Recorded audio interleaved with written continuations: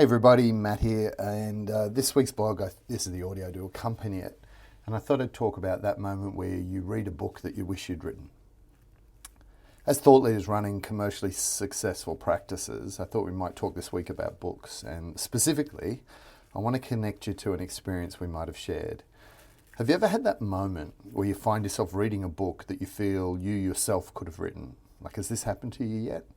It happened to me this year with the 15 Commitments of Conscious Leadership, a great book, and surprised me to experience this strange feeling yet again, 25, 30 years into this game.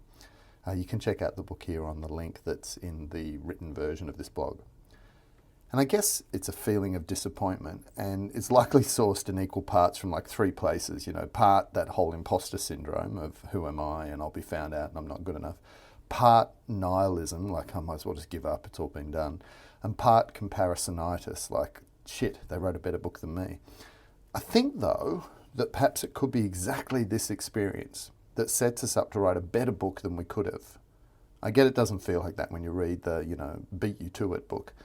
So picture this, you pick up a book and each chapter feels like a core message from your body of work. So what do? Well, definitely don't break down or give up, but rather break through the comparison envy and see it as an opportunity to write something adjacent, nuanced, refined, or more extended than the piece of work in your hands. What if that book was written so you didn't have to, like all the heavy lifting was done, and instead you're now free to explore the edges of your topic of area or interest?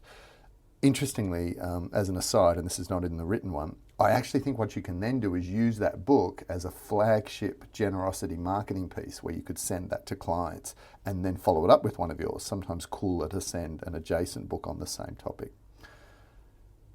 This happens often enough to me and frequently enough to other thought leaders that I reckon it deserves its own name. So perhaps we could call it the impatience of inspiration, as in you didn't move fast enough for the universe to get it out there. And so the universe went ahead and got someone else to do it. Now that's a bit too harsh, self-deprecating, and not good enough paradigm for me. So perhaps we could call it like partnered publishing. This book being put in the world, yet fully aligned with your work and practice, means you have conceptual partners, sisters and brothers, sort of on the message journey that you've yet to meet them, right? I think we could call it truth arising, because truth appears in the world without possession. Maybe it's not a great idea if you're the only one to have it. So be inspired by the company you keep, and that includes those that you keep in the form of books, and try and turn frustration into inspiration. Great ideas often emerge on the planet at the same time. That's the whole systems thinking mindset and complexity theory around chaos and order, and in the intersection of both, you often have new ideas emerge. So be inspired by the concept that great ideas often pass through you for the world, not from you to the world. And when you do this, you realize it makes complete sense that others would share similar inspirations. With love, Matt.